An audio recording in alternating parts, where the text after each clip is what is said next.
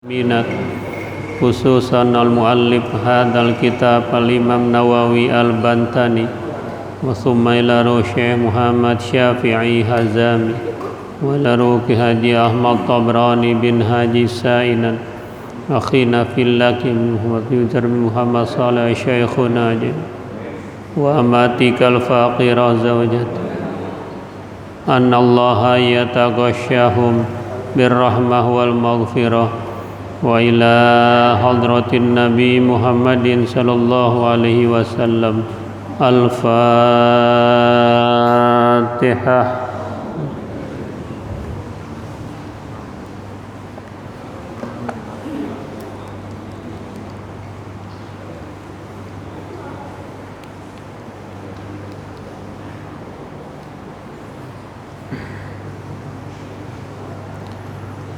Bismillahirrahmanirrahim. Alhamdulillahi rabbil alamin. Wassalatu wassalamu ala ashrafil anbiya'i wal mursalin sayyidina wa syafi'ina wa habibina wa maulana Muhammadin wa ala alihi wa ashabihi ajma'in. Amma ba'du, fa inna asdaqal hadis kitabullahi ta'ala wa khairal hadi hadiyu Muhammadin sallallahu alaihi wasallam wa syarrul umuri muhdatsatuha wa kulla muhdatsatin bid'ah wa kulla bid'atin dhalalah.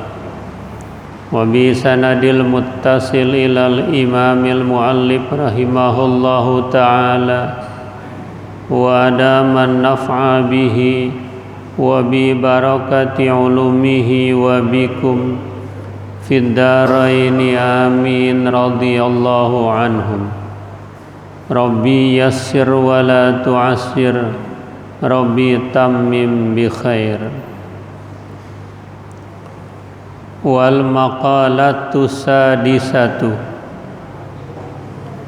an Abdillah bin al-Mubarak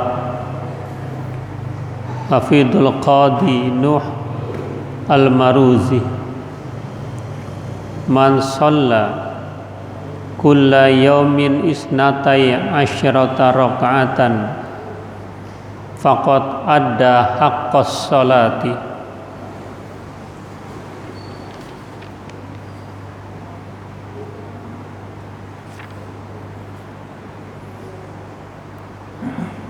Wahia rak'atani qabla subhin wa rak'atani qabla zuhrin wa rak'atani ba'daha wa arba'a raka'atin qabla asrin wa rak'atani ba'da maghribi faqad adda haqqas salati liqaulihi sallallahu alaihi wasallam rahimahullah imra'an shalla qabla al-asri arba'an wa kana sallallahu alaihi wasallam yusalli qablaha arba'an yafsilu bainahunna bitaslimi. Walid Tabrani man shalla arba'a raka'atin qabla al-asri haramallahu badanahu 'alan nari. Wa naqala Syekhu Khalilur Rasyidi min dimyati fil matjarir rabih min khabari muslimin ma min 'abdin yusalli lillah ta'ala fi kulli yawmin sintai asyrata rak'atan tatawwu'an ghaira faridatin illa banallahu lahu baitan fil jannah.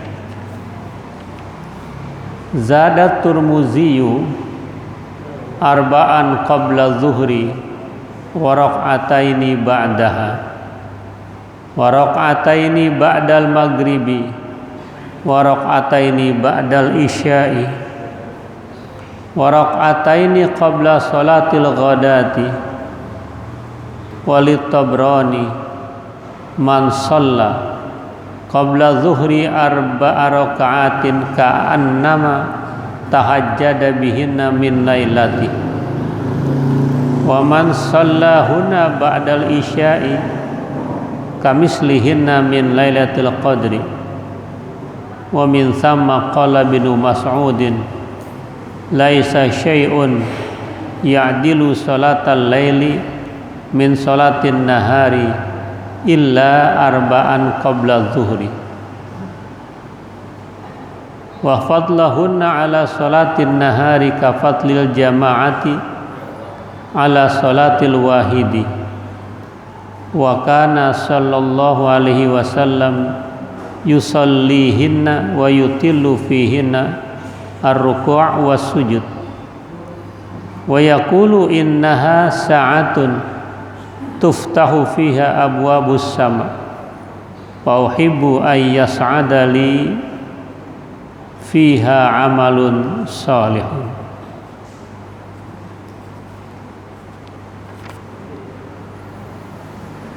Makalah yang keenam dari Abdullah bin Mubarak,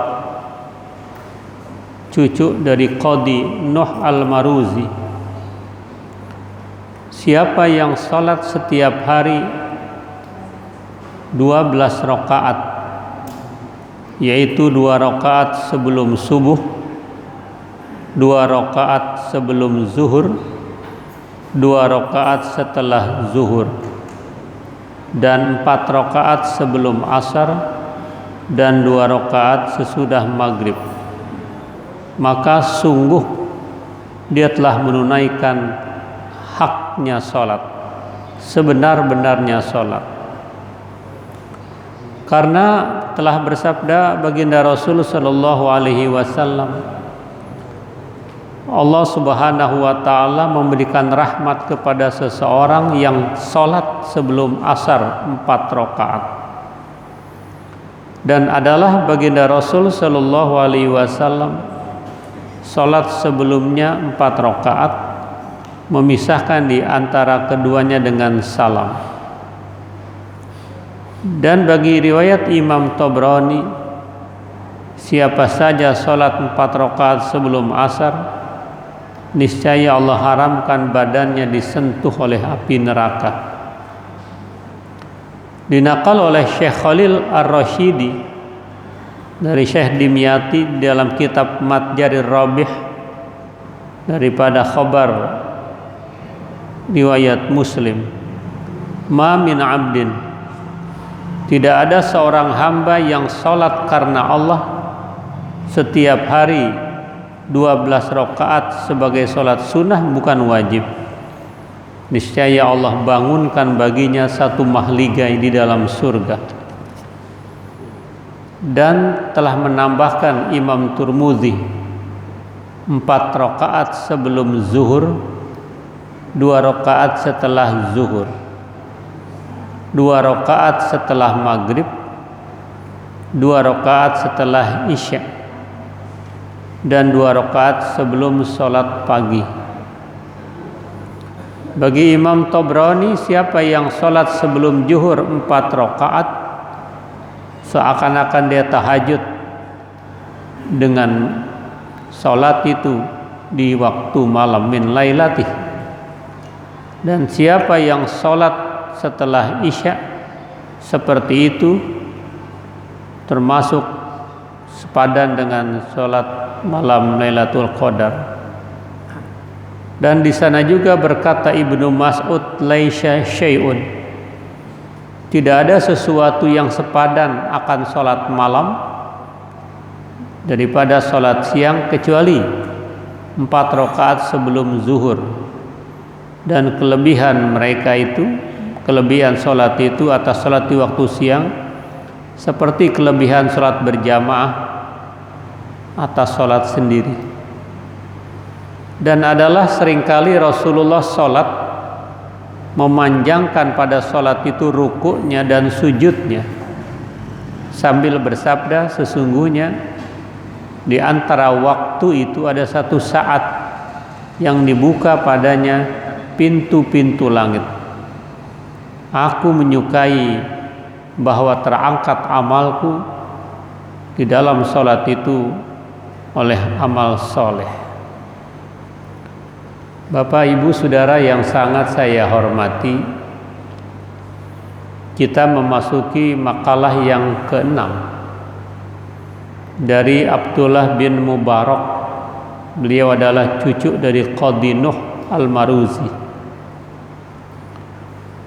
Beliau berkata bahwa siapa saja yang sholat setiap harinya 12 rakaat, tentunya ini sholat sunnah rawatib yang ada hubungannya dengan sholat 5 waktu. Apa yang 12 rakaat itu? 2 rakaat sebelum subuh, 2 rakaat sebelum zuhur, 2 rakaat setelah zuhur, 4 rakaat sebelum asar, dan 2 rakaat setelah maghrib. Jadi siapa saja di samping sholat 5 waktu dan tepat pada waktunya, dia menambahkan sholat rawatib yang muakkad, sangat-sangat dianjurkan, maka pastinya dia telah menunaikan haknya sholat, kebenaran sholat itu sendiri. Karena nanti ada hak sholat, ada hak zakat, ada hak ibadah-ibadah lain. Memenuhi standar ibadah itu tidak cukup dengan sholat 5 waktu, karena sholat 5 waktu ibaratnya hanya modalnya saja, pulang pokok doang, sekedar menggugurkan kewajiban. Kita ingin dalam berniaga kan nggak mau pulang modal, pastinya ada untungnya. Maka sholat-sholat muakkad rawatib itu yang menunjang kualitas ibadah kita, kualitas sholat kita. Karena kalau kita menjaga sholat yang 5 waktu tepat waktunya, kita menjaga dengan sholat-sholat sunnah rawatib yang muakkad, kita tambah lagi dengan sholat-sholat yang lain, ini ibaratnya penjagaan iman kita dari 3 ring. Ring pertama sholat 5 waktu tepat waktu, ring kedua sholat-sholat sunnah yang muakkad tadi itu, ring ketiga dengan sholat-sholat sunnah yang ghairu rawatib. Ntar ada lagi ring 4 dengan sedekah, ring 5 dengan zikir. Jadi dia menembus diri seseorang harus melewati 5 ring ini, harus melewati hijab ini. Tetapi kalau seseorang hanya modalnya saja, hanya pokoknya saja,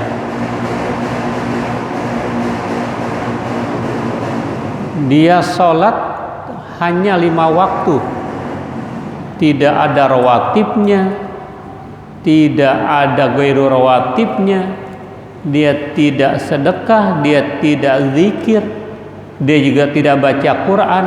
Ketika ada serangan kepada dirinya, jebol, karena cuma 1 ring, sementara serangan-serangan begitu bertubi-tubi. Serangan apa? Ya serangan maksiat atau godaan-godaan. Tetapi dengan banyak kering, banyak hijab, dia sulit untuk menembus diri kita. Apalagi seseorang ini sebelum tidur di kamar tidurnya dia gelar sejadah dengan sholat sunnah witir, dia baca doa untuk filter berikutnya, Rabbi najjina minal qaumil zalimin wa ma ramaita id ramaita walakinnallaha rama wal yubliyal mu'minina minhu bala'an hasana summum bukmun umyun fahum la yafqahun summum bukmun umyun fahum la yatakallamun summum bukmun umyun fahum la yubsirun summum bukmun umyun fahum la yatadzakkarun. Ya Allah ya Rasulullah, bihaqqi Sayyidina Muhammadin sallallahu alaihi wasallam wa bihaqqi Syekh Ja'far Shadiq la ilaha illallah, dibaca 7 kali itu pastinya tidurnya dia akan dilindungi dari orang-orang yang jahat, dari berbagai macam serangan-serangan gitu kan. Meskipun zaman modern, meskipun zaman canggih dengan era digital, itu yang namanya orang nggak suka sama kita secara halus masih ada gitu kan. Maka perlu filter lagi. Jadi nggak cukup modal sholat 5 waktu saja, itu pun johor ke asaran, asar hampir maghrib, maghrib dikit lagi isya, isya kemalaman, subuh kesiangan. Waduh, nggak punya filter dia untuk itu. Ya. Berdasarkan sabda Rasul Shallallahu Alaihi Wasallam, Allah Subhanahu Wa Taala memberikan rahmat kepada seseorang yang sholat 4 rakaat sebelum asar. Jadi kalau kita sholat asar, sunat asar maksudnya, kaifiatnya bisa 1 salam, bisa juga 2 kali salam. Tapi karena asar tidak ada ba'diyahnya, jangan sebut qobliyah asar. Boleh sholat sunat al-asr. Sama dengan subuh. Karena subuh tidak ada ba'diyahnya, nggak usah disebut qobliyah subuh. Usolli sunata subuh rakaataini lillahi ta'ala. Gitu kan. Nah, maka rahmat Allah akan dirasakan oleh orang-orang ini. Ya.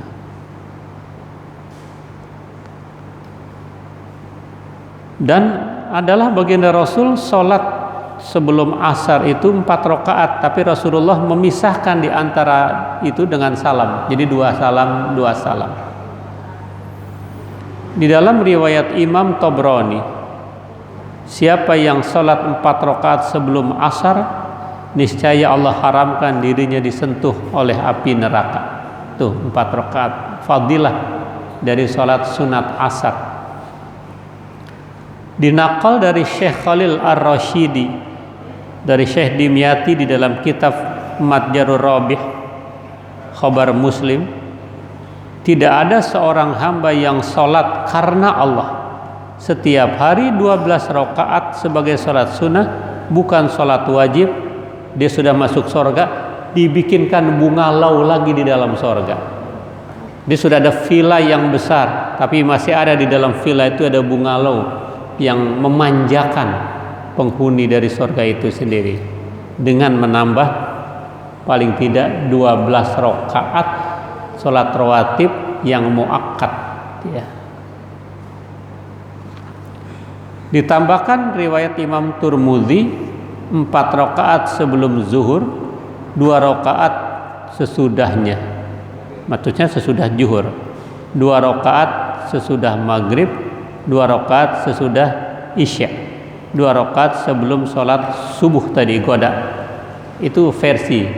Maka untuk semuanya dia lakukan sholat-sholat sunnah itu. Kalau saya zuhur 4 rakaat sebelumnya qobliyah zuhur, karena ada ba'diyahnya, ba'diyahnya juga 4. Karena ada hadis lain itu, man hafadha ala arba'ati rakaatin qabla zuhur wa ba'daha haramallahu badanahu 'alan nar. Begitu juga.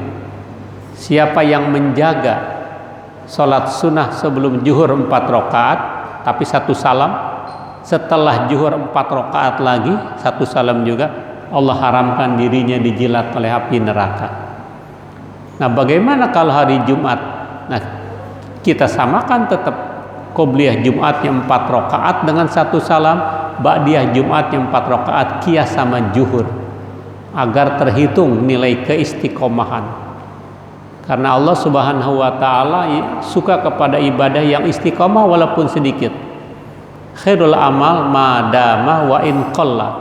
Sebaik-baik amal itu yang berlangsung terus meskipun sedikit. Ya.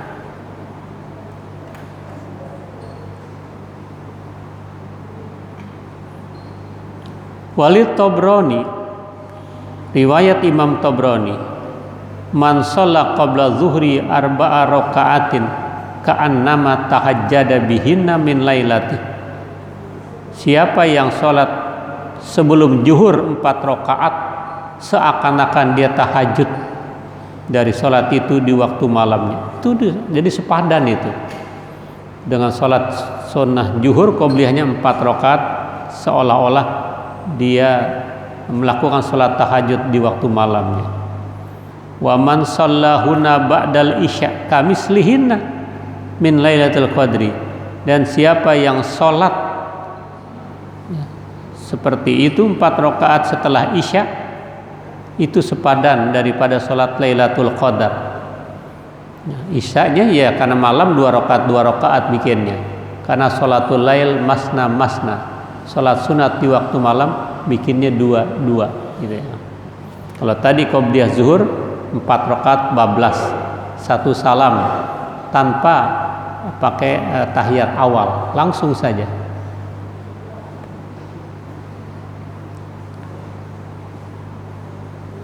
Wa min thamma qala Ibnu Mas'ud, dan di sana berkata Ibnu Mas'ud, laisa syai'un ya'dilu salatal lail min salatin nahar illa arba'an qabla zuhri.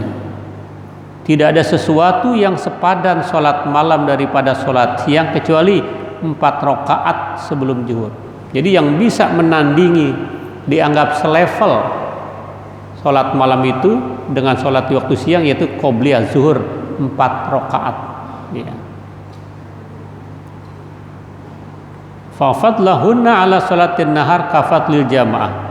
Kelebihan salat siang qobliyah zuhur itu seperti salat jemaah dengan salat sendirian. Salat jemaah tadi subuh ada berapa orang itu? Katakanlah sampai 80 orang, lebih baik daripada salat sendirian. Nah, itu salat qobliyah zuhur 4 rakaat seperti itu kelebihannya.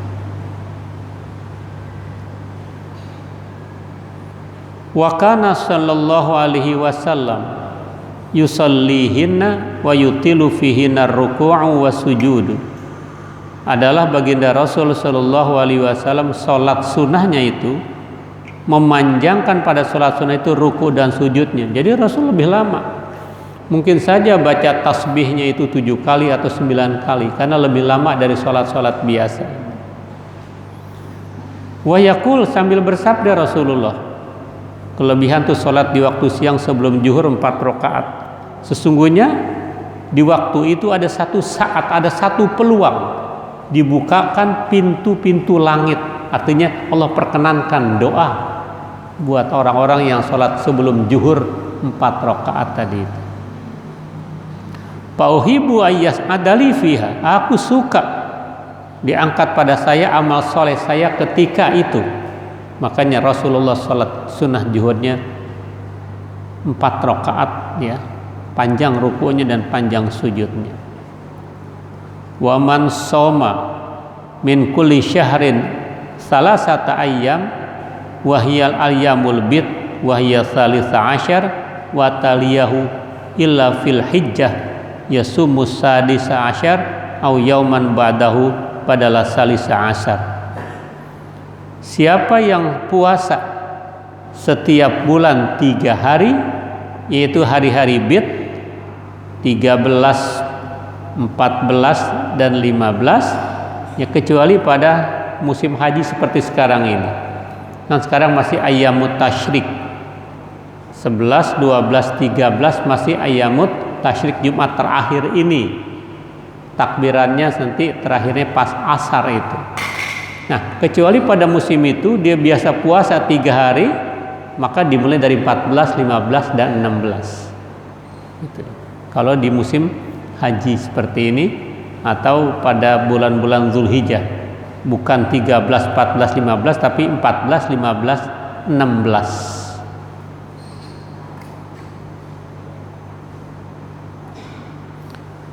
Wa hikmatu kauniha salasatun. Hikmahnya puasa sunnah setiap bulan 3 hari itu annal hasanata bi asri amsalihah, bahwa satu kebaikan sepadan dengan 10 lipat ganda. Kalau 3 berarti 30, berarti 1 bulan.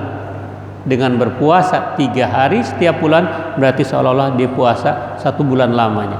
Itu dilakukan setiap bulan berarti seolah-olah dia puasa selama 1 tahun. Karena kalau puasa beneran 1 tahun haram kan? Karena ada 2 hari raya, ada ayyamut tasyrik yang dilewati.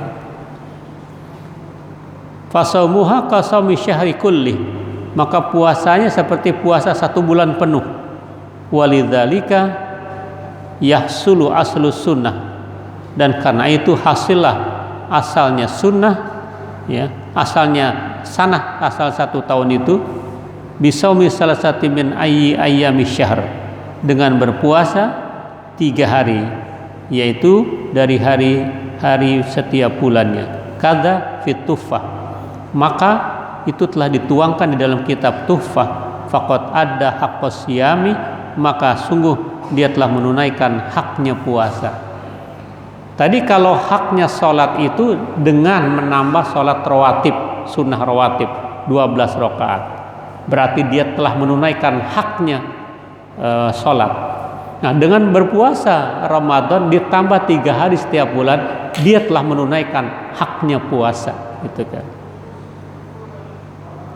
Wa man qara'a kulla yaumin mi'ata ayatin faqad adda haqqal qiraati wa qiraatul munjiyati sab'ah aula wa hiya alif lam mim tanzil wa yasin wa fussilat wa dukhan wal waqi'ah wal hasyr wal muluk wa an yaqra'a idza asbaha wa idza amsa aw ilal hadidi wa khawatimal hasyri wal ikhlas wal muawwidzatain salasan. Dan siapa yang membaca setiap hari 100 ayat minimal, maka sungguh dia telah menunaikan hak membaca Quran. Jadi masing-masing punya hak. Salat ada haknya, puasa ada haknya, kemudian baca Quran ada haknya. Kalau Quran minimal 100 ayat minimal, seolah-olah kita sudah menjalankan hak membaca Quran, asal istiqomah.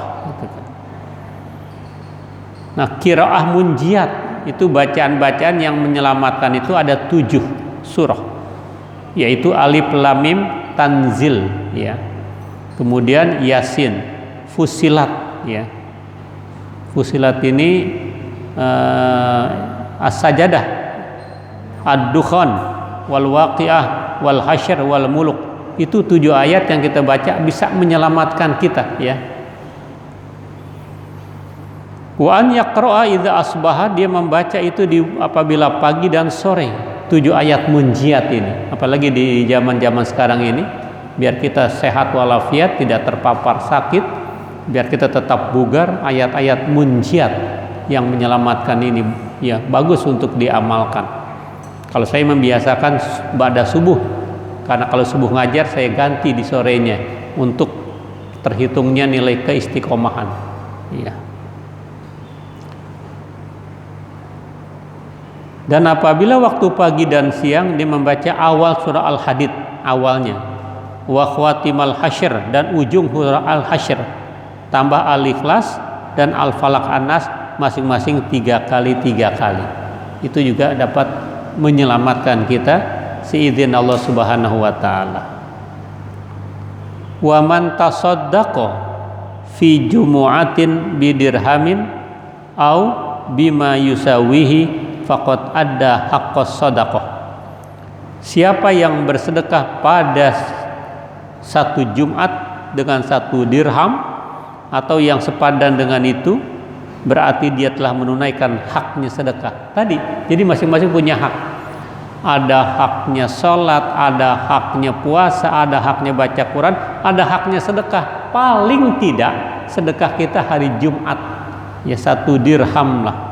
1 dirham ya sebenarnya yang tergantung dari apa yang kita miliki, berapa besar yang ada di kantong kita pada hari Jumat itu. Tentunya dibagi buat kebutuhan hidup dan kelebihannya untuk sedekah. Ya, syukur-syukur dengan 1 dirham. 1 dirham itu kalau dirupiahkan sekarang ya ratusan ribu lah, ya. Tapi kalau buat orang-orang yang sederhana ya menurut kadar kemampuannya. Sering saya ilustrasikan kalau ada pejabat sholat kotak amal 100.000 itu nggak istimewa. Yang istimewa tukang sol sepatu, dia sholat trauma lewat 10.000 dia taruh, itu istimewa ya.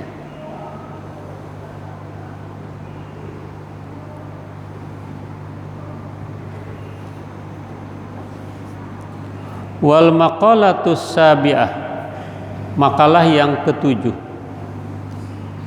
Qala Umar radhiyallahu an, al buhuru arba'atun, al hawa bahruz zunubi, wan nafsu bahrus syahawati, wal mautu bahrul a'mari, wal qabru bahrun nadamati.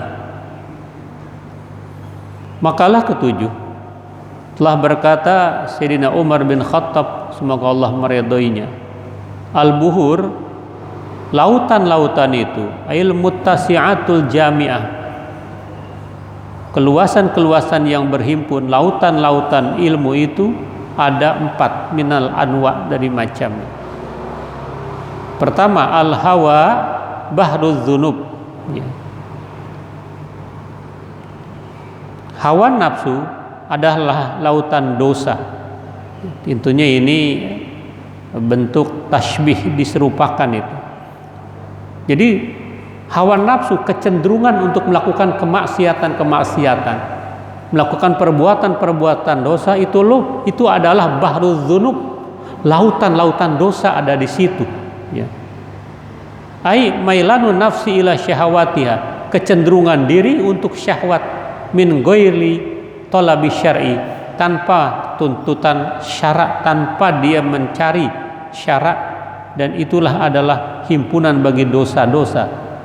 Kecenderungan dia dengan melakukan perbuatan dosa, ngikutin hawa nafsunya, karena annan nafsa la'ammaratum bisu, nafsu angkara murka itu cenderung mendorong orang untuk menjadi amarah, melakukan perbuatan-perbuatan buruk, dan lama untuk taubatnya, lama untuk mereda kemarahannya itu lautan dosa dengan melakukan perbuatan-perbuatan mengikuti hawa nafsunya.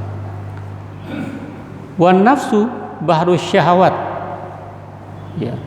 Sedangkan nafsu serakah itu adalah lautan gejolak-gejolak syahwat yang memuncak tadi, ai an-nafsul ammarah wa hiya allati tamilu ila tabiatil badaniyah, cenderung kepada tabiat-tabiat badan, bitwa tu'maru bil ladzat, diperintahkan dia dengan kelezatan-kelezatan, jami'ah li harakatin nafsi, karena gerakan-gerakan hawa nafsunya itu. Kalau tadi keinginan itu adalah keinginan buruk, bahruz dzunub. Sekarang kecenderungan hawa nafsu adalah syahwatnya, itu juga merupakan lautan kecenderungan untuk melakukan syahwat, mengikuti hawa nafsunya. Fahiyya ma'wa syurur wa mamba'ul akhlaqiz zamimah, itu adalah tempat kembali keburukan-keburukan dan merupakan sumber akhlak yang tercela. Yang tadi itu hawa nafsunya, syahwatnya, itu merupakan mamba'ul akhlaqiz zamimah. Wal mautu bahrul a'mal, kematian itu lautan, artinya sudah ditutup rapat-rapat umur manusia dengan kematian itu. Birra ai al mautu jami'ul lil a'mar, kematian itu seolah-olah adalah kumpulan dari ruh-ruh manusia yang sudah ditutup, perannya di dunia sudah selesai. Maka dikatakan kematian itu bahrul a'mal, lautan-lautan umur yang ditutup rapat. Wa fi nuskhatin, di dalam satu redaksi, bahrul a'mal bilam fahiya kaqauli ba'dihim al mautu sundukul amal. Itu ada makalah al mautu sundukul amal, kematian itu peti matinya amal, ditutup semuanya itu dengan kematian itu, sundukul amal. Ada di dalam kitab ini juga, yaman bidun yahustaghal qad gharrahu tulul amal awalam yazal fi ghaflatin hatta dana minhul ajal. al mautu ya'ti baghtatan wal qabru sundukul amal, sundukul amal, sunduk. Isbir ala ahwaliha la mauta illa bil ajal. Wahai orang yang sibuk dengan dunia, yang glamor dengan hawa nafsunya di dunia ini, Anda telah dibuat lalai oleh angan-angan yang panjang. Awalam yazal fi ghaflatin, senantiasa orang goplah, lalai, gelalai, goplah, goplun, gaplek. Nah, orang main gaplek itu selalu lalai ini. Al mautu ya'ti baghtatan, kematian terkadang datangnya tiba-tiba. Karena kematian bukan karena sakit, sering saya katakan, tapi kematian karena takdir, gitu kan. Kemarin lalu masih bersama kita, sekarang sudah tidak ada di tengah-tengah kita. Al mautu ya'ti baghtatan wal qabru sundukul amal. Dalam kubur itu menjadi sunduk petinya amal kita, tertutup, ya, disimpan amal-amal. Isbir ala ahwaliha, kan itu sabar dengan godaan dunia, dengan godaan jabatan, dengan godaan harta, dengan godaan perempuan. La mauta illa bil ajal, tidak datang kematian kecuali ajal akan menjemput Anda semuanya. Wal qabru bahrun nadamat, di dalam kubur itu lautan-lautan penyesalan. Ai al barzah al fasil baina dunya wal akhirah, alam barzah kubur itu pemisah antara dunia dan akhirat. Jami'ul anwa'il gumum, berhimpun macam-macam penyesalan, macam-macam kedukaan. Allati yatamanna sahibuha, yang orangnya pada angan-angan di situ annaha la taqa, bahwasanya dia tidak akan terjatuh. Ternyata penyesalan kemudian tidak ada manfaatnya. Nah, karena itu ini menjadi catatan perhatian kita bahwa kita tidak larut dengan godaan-godaan dunia. Karena dunia sesungguhnya dana yadnu dunia, sesuatu yang rendah. Sesuatu yang rendah ya jangan diikuti, berarti sifatnya temporer dia itu. Mudah-mudahan dengan zikir tadi, dengan sholat, dengan penjagaan ring kedua sholat rawatib, ring ketiga sholat sunnah yang tidak ada kaitannya dengan sholat rawatib, kemudian dengan baca Quran, dengan sedekah, dengan kekuatan lain lagi silaturahimnya, kita banyak filter untuk menjaga diri kita sehingga tidak cepat tembus oleh orang-orang yang tidak suka dengan kita. Saya kira hanya ini, mudah-mudahan ada manfaatnya. Wallahu alam bissawab. Nanti al-maqalatus saminah, makalah yang ke-8. Wallahu alam bissawab.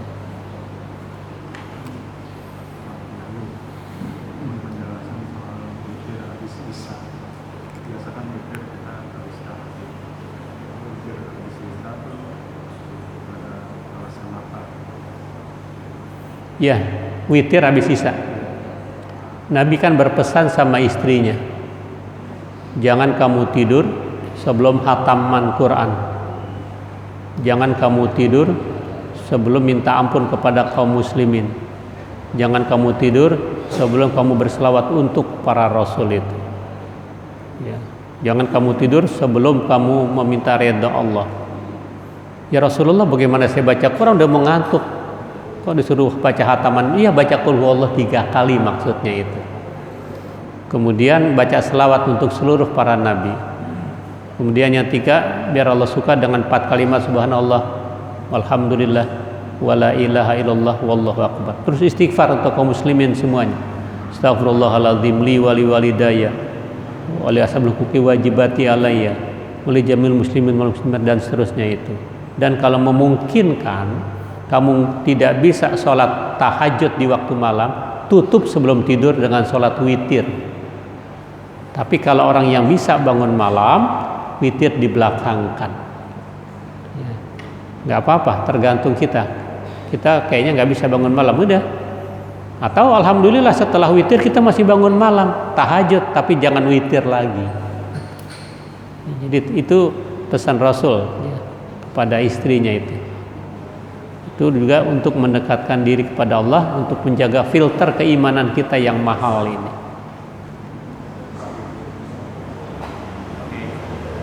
Siasati patokan sebelum zuhur itu kadang-kadang rasanya sulit, komatnya pendek. Gimana mensiasatinya? Apakah kita cukup Al-Fatihah? Iya, jangan pakai yang lain. Jadi begitu takbir Allahu Akbar, Fatihah langsung ruku. Nggak usah baca iftitah lagi, langsung Fatihah. Insya Allah. Apalagi kalau memang sudah diketahui oleh makmum 4 rakaat sebelum zuhur. 1 salam saja, nggak ada tahiyat awal. Itu besar fadilahnya itu.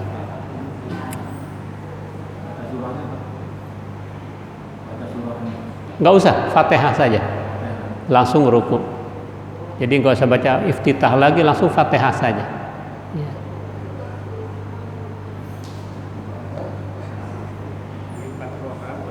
Iya, 4 rakaat, satu salam tanpa tahiyat awal, langsung saja.